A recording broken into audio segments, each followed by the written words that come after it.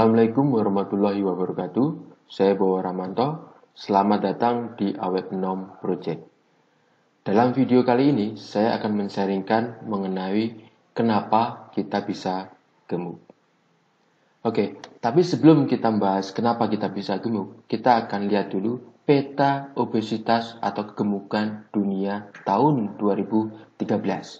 Nah, di dalam peta obesitas dunia ini kita bisa melihat sebaran obesitas dunia seperti apa.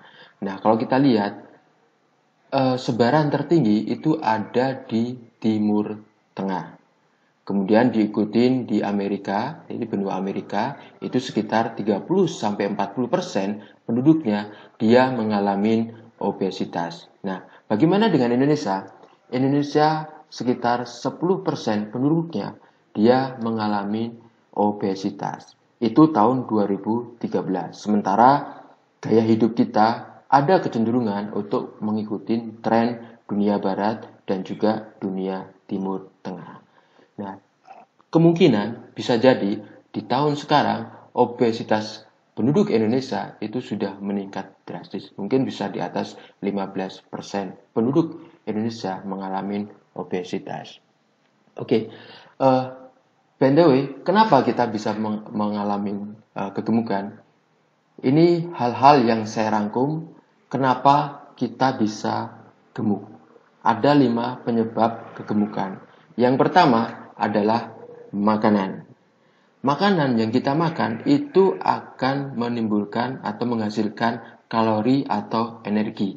Nah, jika jumlah kalori yang kita makan lebih besar dibanding jumlah kalori yang kita gunakan untuk aktivitas, otomatis kelebihan kalori yang kita makan tadi akan disimpan dalam bentuk lemak.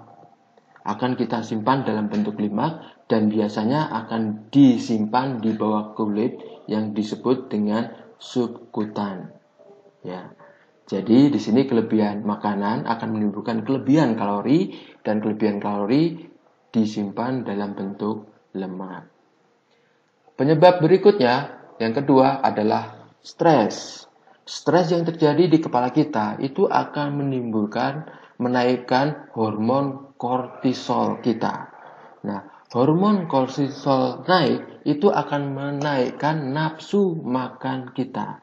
Ketika nafsu makan kita naik, otomatis jumlah makan yang kita makan lebih banyak dari seharusnya dan akibatnya jumlah kalori yang kita makan lebih tinggi dari yang seharusnya juga dan disimpan dalam bentuk lemak. Itu penyebab kegemukan yang kedua.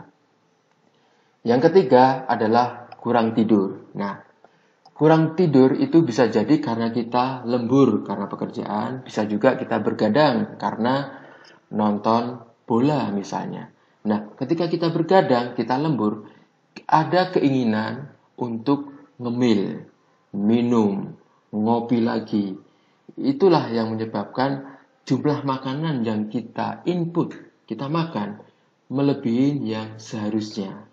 Akibatnya seperti yang penyebab pertama tadi, kita kelebihan jumlah makanan atau kelebihan jumlah kalori. Selain itu, dengan kurangnya tidur, itu akan mengganggu metabolisme tubuh kita.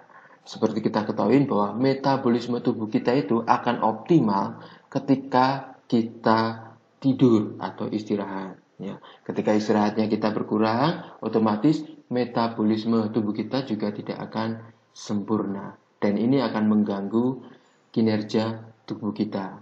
Proses metabolisme makanan pun akan terganggu. Penyebab yang keempat itu adalah faktor teknologi dan gaya hidup. Nah, teknologi dan gaya hidup ini akan memudahkan aktivitas manusia. Seperti contoh di gambar ini. Lift ini akan memudahkan kita naik dari lantai 1 misalnya ke lantai 10. Otomatis jumlah kalori karena aktivitasnya terbantu oleh lift akan lebih sedikit digunakan jika dibandingkan kalau kita naik ke lantai 5 atau lantai ke-10 dari lantai 1 menggunakan anak tangga.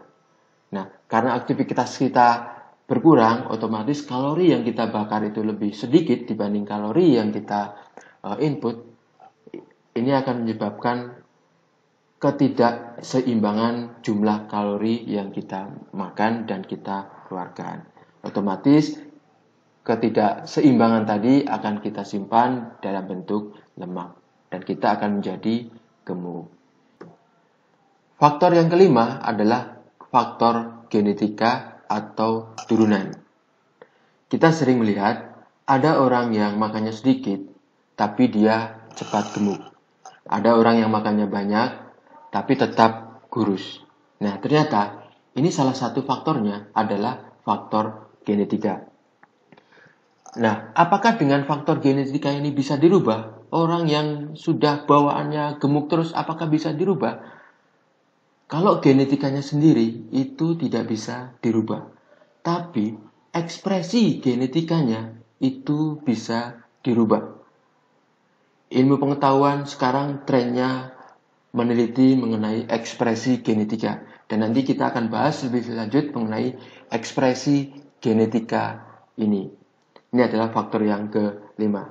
Nah, berikutnya akibat kegemukan. Nah, akibat kegemukan itu akan menimbulkan penyakit-penyakit degeneratif. Itu yang pertama. Yang kedua, penampilan kita jadi kurang menarik. Kita jadi terlihat lebar, nyari baju susah. Kalau kita mungkin duduk di angkot, diliatin orang, duduk di pesawat juga. Mungkin sampingnya merasa terganggu gitu ya, kalau kita mengalami obesitas yang overweight sekali. Dan juga kita akan sulit bergerak atau beraktivitas. Ini ada contoh-contoh akibat dari kegemukan. Berikut ini adalah 10 penyakit akibat kegemukan. Di antaranya adalah diabetes tipe 2, kemudian jantung, hipertensi, sleep apnea atau gangguan tidur. Ini terjadi karena adanya penumpukan lemak di leher sehingga akan mengganggu pernapasan kita. Dan cirinya ketika kita tidur itu mendengkur. Nah, ketika kita terjadi gangguan pernapasan saat tidur ini cukup bahaya. Tahu-tahu napas kita bisa berhenti karena terjadi penyempitan akibat lemak di leher. Kemudian ada asam urat, ada kolesterol, ada GERD atau asam lambung atau gangguan di sekitaran gastro, lambung. Kemudian osteoartritis, persendian tulang, kemudian ada kanker, dan juga gagal jantung. Itu ada stroke, ada gangguan ginjal, ada fatty liver, dan juga serangan jantung. Stroke itu terjadi karena adanya plak-plak atau kadar kolesterol yang tinggi di dalam aliran darah kita.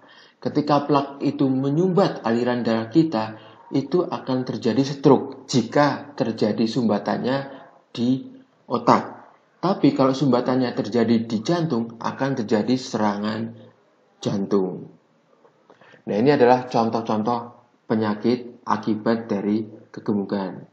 Terima kasih telah menonton video saya. Semoga berkenan. Thanks for watching. Salam Awet 6 Project.